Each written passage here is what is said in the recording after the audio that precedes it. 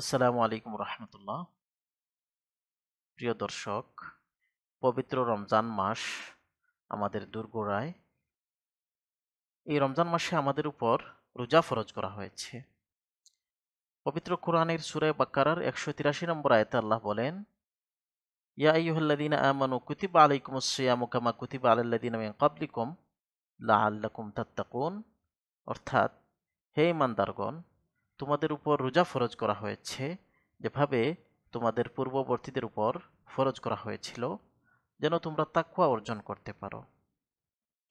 আমরা সবাই জানি এই রোজা হলো আল্লাহর উদ্দেশ্যে ফজর শুরু হওয়ার পর থেকে নিয়ে রাত শুরু হওয়ার আগ পর্যন্ত খাওয়া পান করা এবং যৌন মিলন থেকে বিরত থাকা। এটি মূলত একটি প্রতীকী আচরণ, যার মাধ্যমে আমরা আল্লাহর প্রতি চূড়ান্ত আনুগত্য প্রকাশ করি।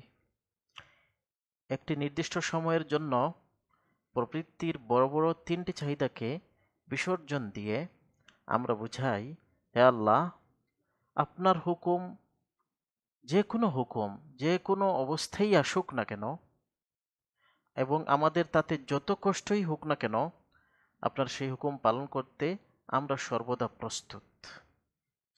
এখন আমরা জানব এই রোজার উদ্দেশ্য কি। যে আয়াতটি আমি পড়েছি, সূরা বাকারার 183 নম্বর আয়াত, সেই আয়াতে আল্লাহ রোজার উদ্দেশ্য বর্ণনা করেছেন, যেখানে তিনি বলেছেন, লাআল্লাকুম তাত্তাকুন, যেন তোমরা তাকওয়া অর্জন করতে পারো। এই তাকওয়া কি? তাকওয়া হলো আল্লাহ এবং পরকালের ভয়ে পাপ বর্জন করা।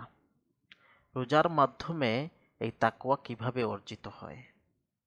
প্রথমত, রোজা মানুষের মধ্যে আল্লাহর বান্দা হওয়ার অনুভূতি সৃষ্টি করে। আপনি ক্ষুধার জ্বালায় কাতর, পিপাসার যন্ত্রণায় ছটফট করছেন, খাবার এবং পানি আপনার সামনে রাখা আছে, তবুও আপনি খান না, পান করেন না। কেন?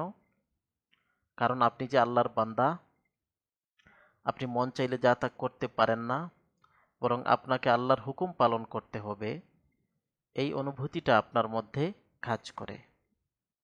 এই যে আল্লাহর বান্দা হওয়ার অনুভূতি, যেটা রোজার মাধ্যমে মানুষের মধ্যে বারবার জাগ্রত হয়, এর মাধ্যমে মানুষ পাপ কাজ বর্জনের শক্তি পায় এবং এভাবেই তার মধ্যে তাকওয়ার সৃষ্টি হয়।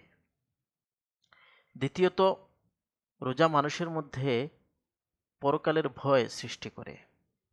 আপনি চাইলে লোকচক্ষুর অন্তরালে লুকিয়েও কিছু খেতে পারতেন, পান করতে পারতেন, কিন্তু আপনি তা করেন না। কেন? পরকালের ভয়ে। এই যে রোজা মানুষের মধ্যে বারবার পরকালের ভয় জাগ্রত করে, এর মাধ্যমেও মানুষের মধ্যে তাকওয়া সৃষ্টি হয়, সে পাপ কাজ বর্জনের শক্তি পায়। তৃতীয়ত, রোজা মানুষের মধ্যে আত্মসংযম তৈরি করে। মানুষ তার প্রবৃত্তির চাহিদাকে নিয়ন্ত্রণ করার একটা শক্তি পায় এবং এই শক্তির মাধ্যমে তার মধ্যে তাকওয়া সৃষ্টি হয়, সে পাপ কাজ বর্জনের শক্তি পায়।